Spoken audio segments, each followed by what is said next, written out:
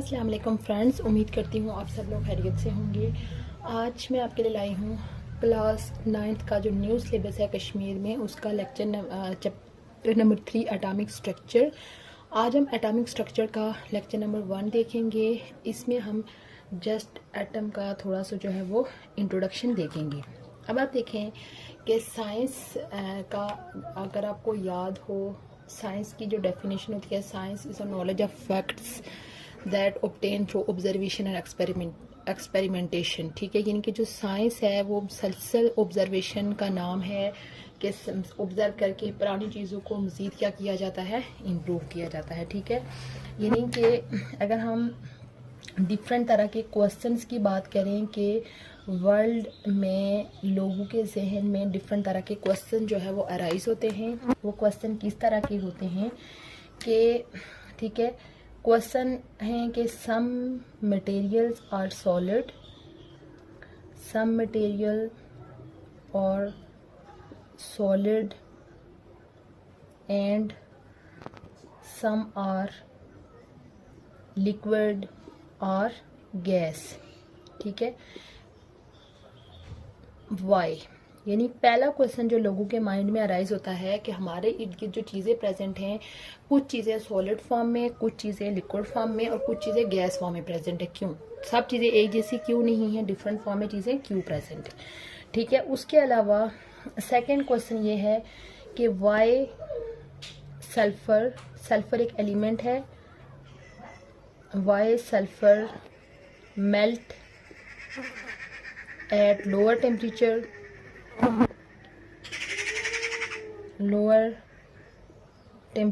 than salt।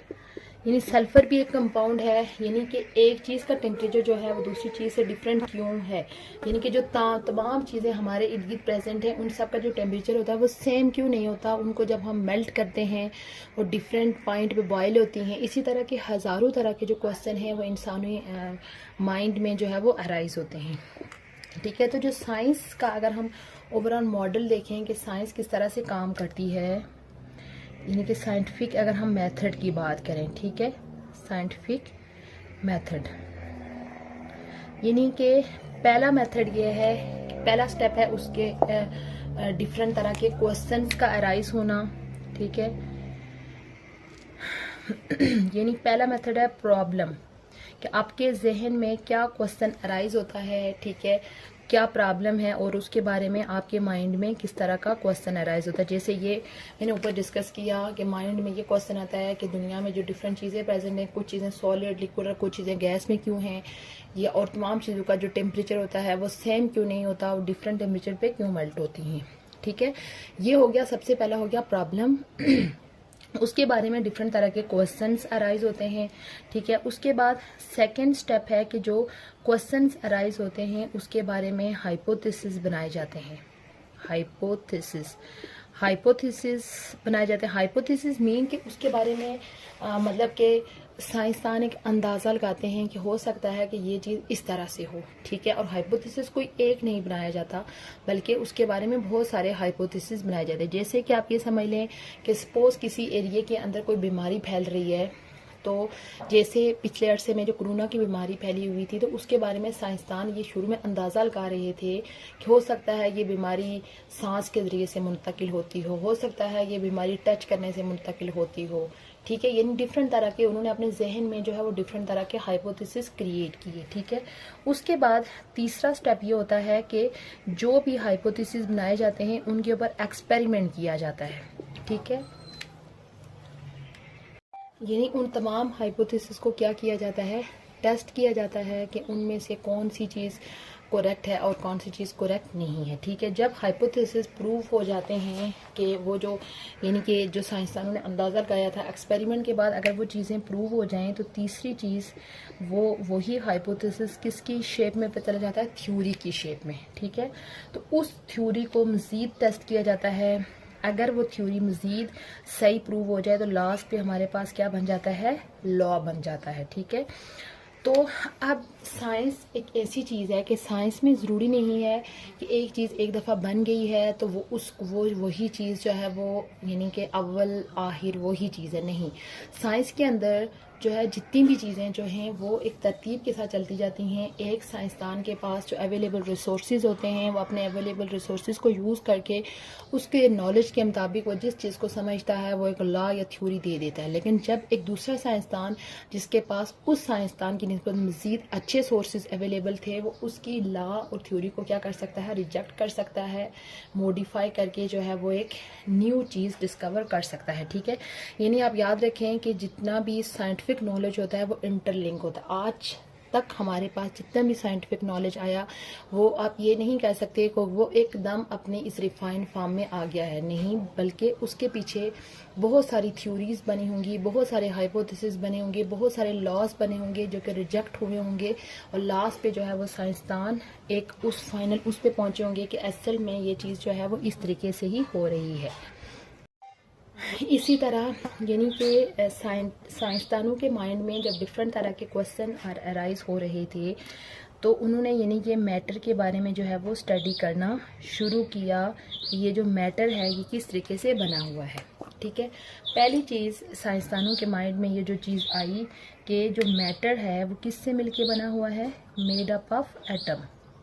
Made up of atom, matter किससे मिलके बना हुआ है, एटम के बारे में मिलके बना हुआ है। जस्ट एक एटम का एक जनरल कंसेप्ट उनके माइंड में था कि मैटर जो है वो एटम से मिलके बना हुआ है, इससे फर्दर उनके जहन में कंसेप्ट नहीं था। इसके ऊपर जो है वो काफ़ी अर्सा काम होता रहा। हम इसके बारे में जनरल थोड़ा सा डिस्कस करेंगे। मॉडल ऑफ एटम, एटम के बारे में सबसे पहले जो है वो जिस साइंसदान ने इसके बारे में कंसेप्ट दिया वो 1803 में जॉन डाल्टन ने दिया। इन्हीं एटम के बारे में सबसे पहले जो है वो जॉन डाल्टन ने थ्योरी दी थी, जिसको जॉन डाल्टन एटॉमिक थ्योरी बोला जाता है। इसने एटम को बोला कि एटम जो है वो कैनॉन बॉल की तरह होता है, यानी इसने जो मॉडल दिया उसको बोला जाता है Canon ball model of atom. Canon ball model of atom, यानी कि इसके मुताबिक, यानी कि ये ऐसा साइंसदान था, इसने कहा कि एटम जो है वो एक स्फीयर की तरह है, जिस तरह से छोटे छोटे बम होते हैं उस टाइप का होता है, और एटम को यानी हम तकसीम नहीं कर सकते। यानी कि इसकी थ्योरी के मुताबिक इसने कहा कि एटम जो है वो एक इनडिवाइजिबल पार्टिकल है, इसको तकसीम नहीं किया जा सकता। सबसे पहले इसने कंसेप्ट दिया था 1803 में। उसके बाद दूसरा साइंटिस्ट जिसने एटम के ऊपर काम किया 1897 में जे थॉमसन,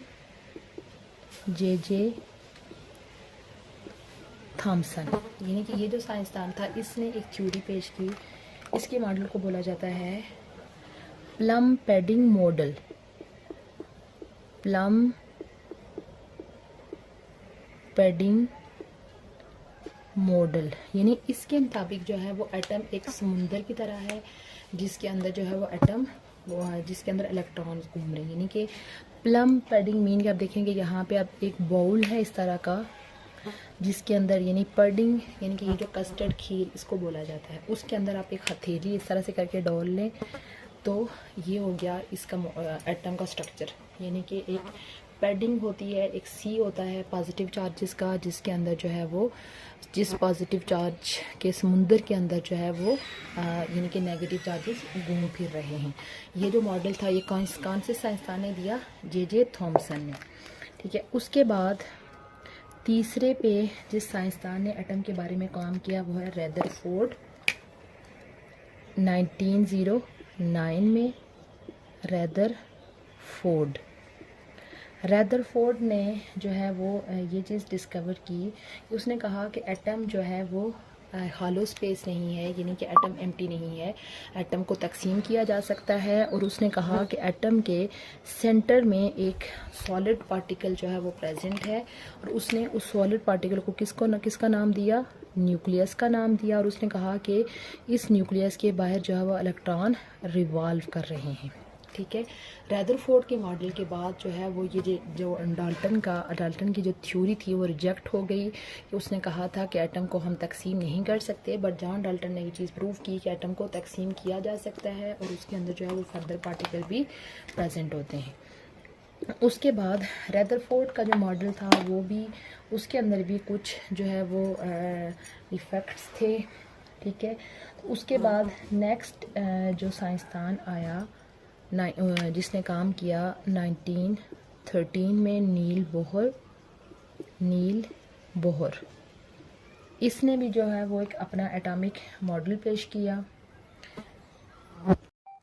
रदरफोर्ड के मॉडल के डिफेक्ट्स भी देख लेते हैं कि रदरफोर्ड का जो मॉडल था इसके कुछ डिफेक्ट्स थे, ठीक है।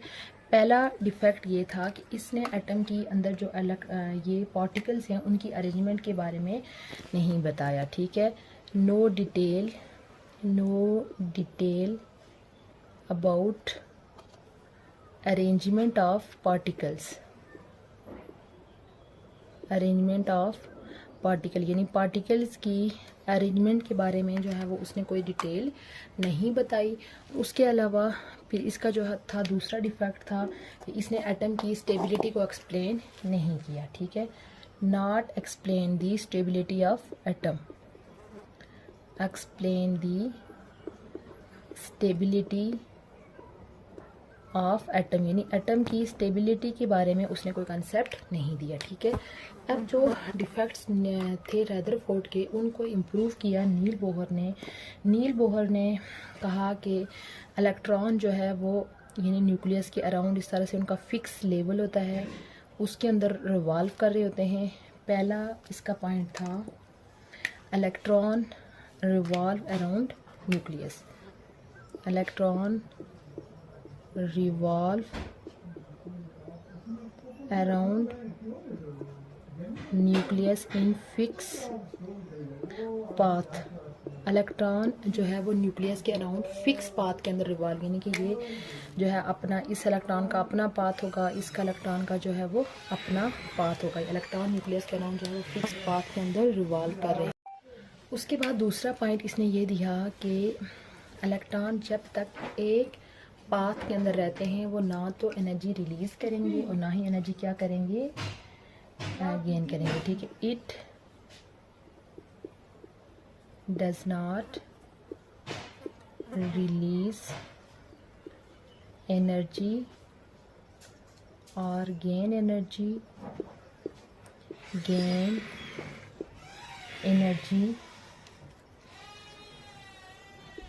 इन वन पार्टिकुलर पाथ, यानी एक ही रास्ते पे रहते हुए वो ना तो एनर्जी को रिलीज़ करेगा और ना ही एनर्जी को क्या करेगा, एब्जॉर्ब करेगा। लेकिन जो ही एक रास्ते को छोड़ के दूसरे रास्ते पे जाएगा तो तब वो एनर्जी हो सकता है इमिट करे और या एब्जॉर्ब करे। यानी अगर वो करीब न्यूक्लियस के करीब जो उसका रास्ता है वहाँ से अगर वो आगे वाले शेल्स में जाता है तब एनर्जी एब्जॉर्ब करेगा, और अगर किसी बड़े शेल से छोटे की तरफ आता है तो एनर्जी को क्या कर लेगा, रिलीज़ करेगा। इसने एक कंसेप्ट ये भी दिया था कि जब इलेक्ट्रॉन एक यानी न्यूक्लियस के अराउंड जो है वो मूव कर रहे हैं तो मूव करते हैं वो कोई एनर्जी रिलीज़ नहीं कर सकते, इसी वजह से एटम क्या होता है, स्टेबल होता है, ठीक है। Electron can not release energy in one path so does not fall in nucleus, atom remain stable,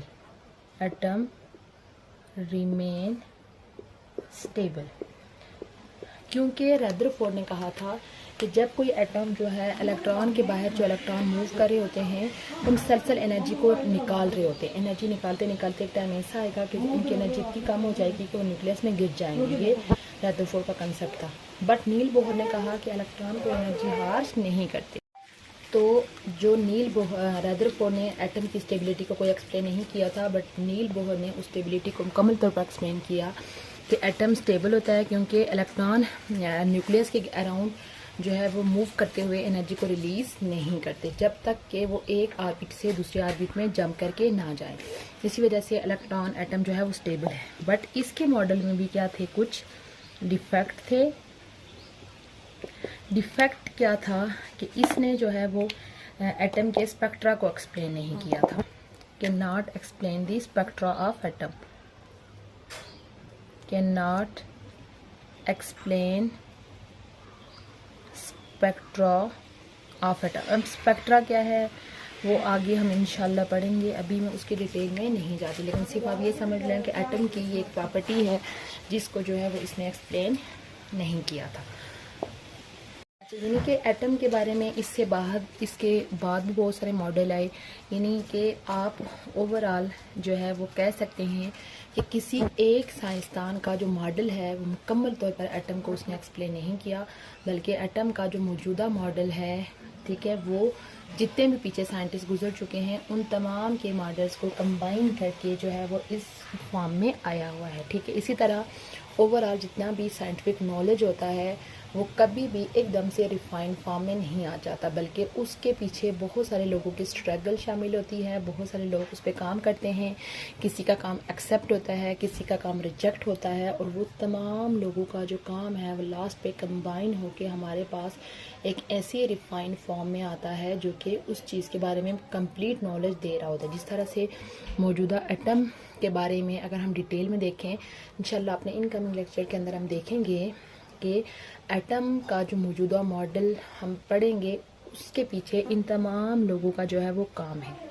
ठीक है, ये था हमारा आज का लेक्चर जिसमें हमने जस्ट आज जो एटम के बारे में इंट्रोडक्शन देखा और साइंटिफिक मेथड के बारे में हमने पढ़ा कि साइंस के अंदर कोई भी जो काम है वो किस तरीके से किया जाता है। एटम का जनरल इंट्रोडक्शन देखा, एटम के बारे में कौन कौन से साइंसदान ने काम किया। उम्मीद करती हूँ आपको आज का लेक्चर अच्छा लगा होगा। इंशाल्लाह बहुत जल्द मैं न्यू टॉपिक के साथ हाजिर होंगी, तब तक के लिए अल्लाह हाफिज़।